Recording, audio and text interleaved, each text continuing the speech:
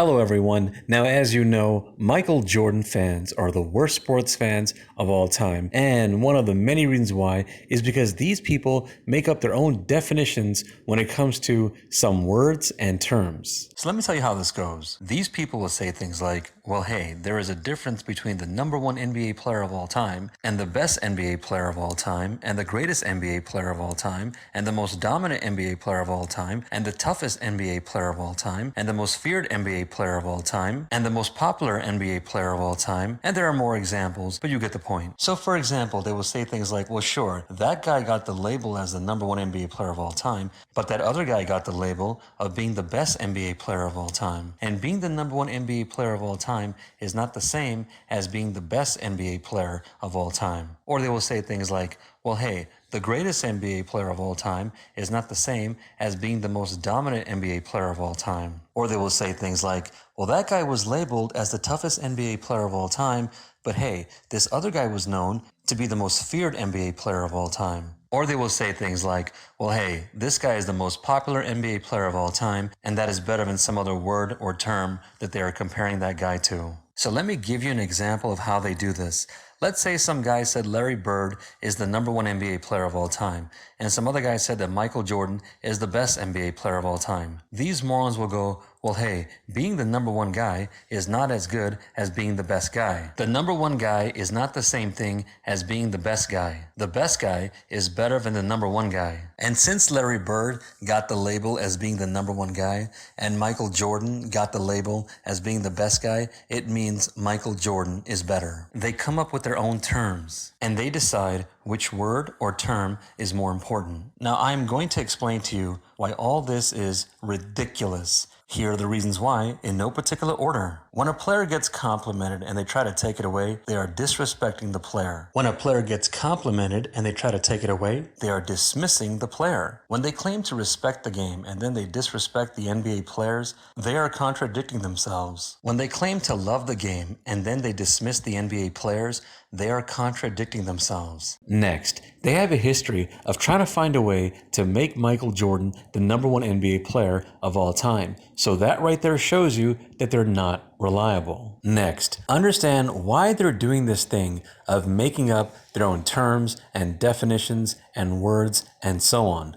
It's because they're trying to find a way to make Michael Jordan the number one NBA player of all time. So that right there shows you that they're not reliable. Next, how do Michael Jordan fans explain that usually the only group of sports fans who does this are Michael Jordan fans? Next, how do Michael Jordan fans explain that the owners that Michael Jordan played for and the general managers that Michael Jordan played for and the coaches that Michael Jordan played for don't agree with them? Next, how do Michael Jordan fans explain that lots of the players that Michael Jordan played with don't agree with them? Next, how do Michael Jordan fans explain that lots of the players that Michael Jordan played against don't agree with them? Next, how do Michael Jordan fans explain that lots of NBA Hall of Famers, lots of NBA legends, lots of NBA scouts, and lots of NBA experts don't agree with them? Next, how do Michael Jordan fans explain that Michael Jordan doesn't agree with them? Next, since lots of these people don't agree with them, why do Michael Jordan fans sometimes reference some of these people on one or more topics? Next, if this was the other way around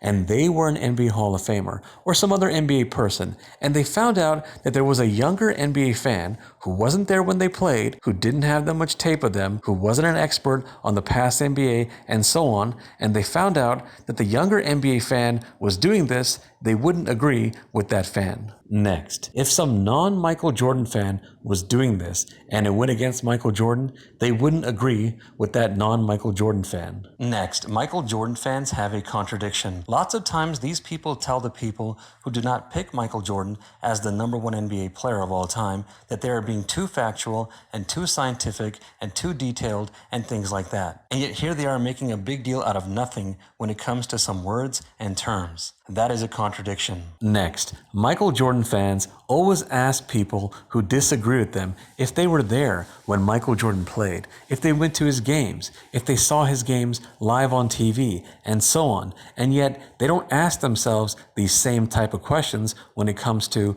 lots of other NBA Hall of Famers. And yet they come to a conclusion when they make up their own terms and definitions and words and so on. That is a contradiction. Next, how come Michael Jordan fans don't do the same type of things when it comes to everyone else who ever played in the NBA? Next, how come Michael Jordan fans don't do the same type of things when it comes to anyone else who ever played any other sport? Next, how come Michael Jordan fans don't do the same type of things when it comes to any person when it comes to anything outside of sports? Next, how come Michael Jordan fans don't do the same type of things when it comes to who they rank as the number 2 NBA player of all time, and the number 3 NBA player of all time, and the number 4 NBA player of all time, and so on? Next, how come Michael Jordan fans don't do the same type of things when it comes to where they rank players